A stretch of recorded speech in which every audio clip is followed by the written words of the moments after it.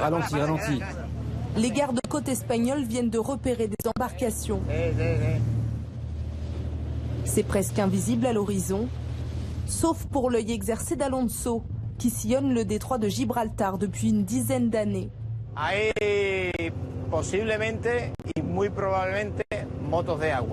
Il y a possiblement et très probablement des jet skis qui transportent des migrants illégaux.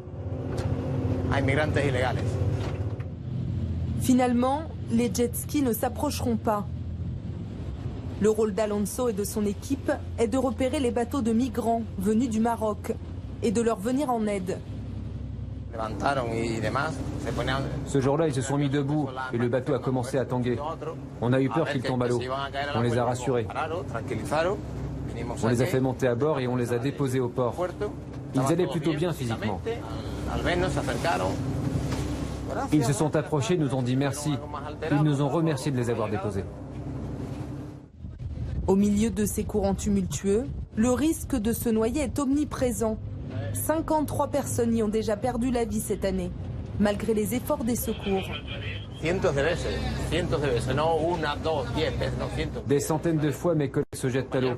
Pas une, pas deux, des centaines de fois. Ils risquent littéralement leur vie pour en sauver d'autres. Parce que la plupart des migrants ne savent pas nager. Alors ils peuvent se noyer rien qu'avec de l'eau au-dessus des genoux. Ces scènes de sauvetage se sont multipliées, car l'Espagne est devenue cette année la première porte d'entrée en Europe, devant l'Italie et la Grèce. Une corde, une corde. Calmez-vous, restez assis. Ici, un garde-côte et un habitant aident un migrant à s'extirper des rochers.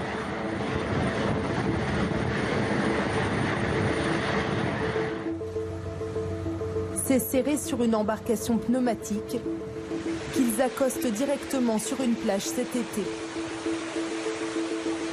En 8 mois, 31 000 hommes, femmes et enfants sont arrivés dans le pays.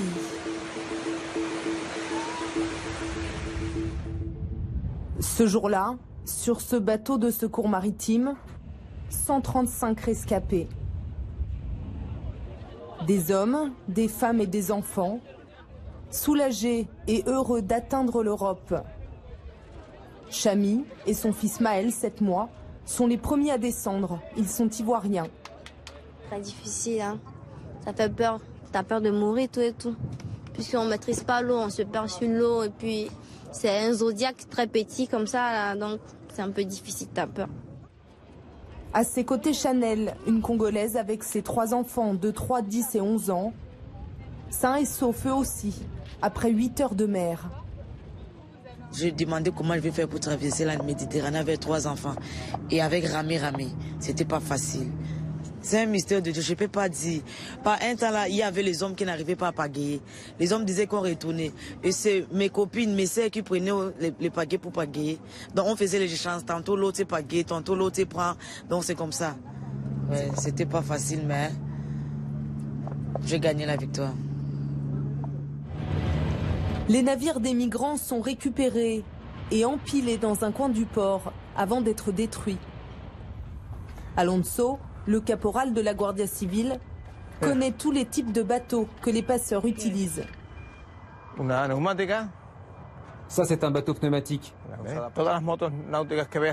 Et vous voyez tout ça, tous ces jet skis, ils ont servi à l'immigration illégale. C'est ce qu'on a saisi rien que cet été. Parmi les embarcations saisies, cette barque emblématique.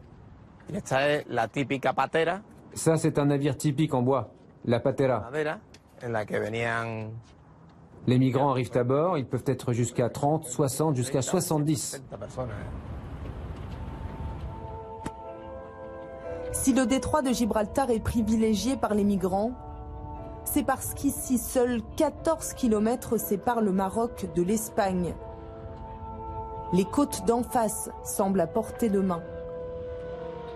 Le trafic maritime y est intense, avec plusieurs centaines de bateaux par jour, au point qu'il est compliqué de détecter les frêles embarcations de migrants.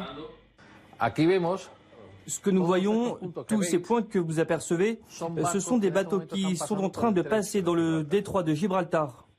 Pour surveiller le bras de mer, Des caméras ultra puissantes sont disposées tout le long des 120 km de côte. Supposons que l'un de ces points est suspect.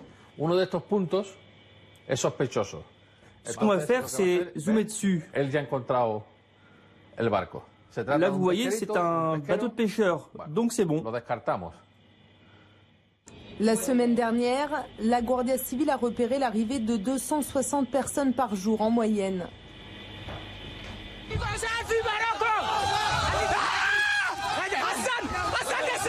D'autres migrants parviennent à entrer dans le pays par la voie terrestre.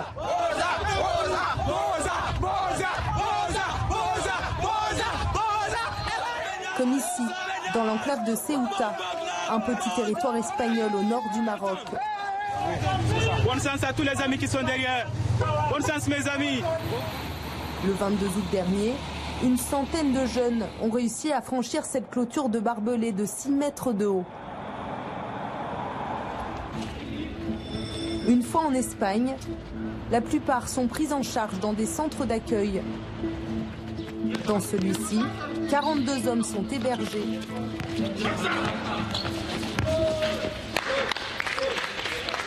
Pendant 3 mois, ils pourront y dormir, manger, prendre des cours d'espagnol et être accompagnés dans leur démarche de demande d'asile.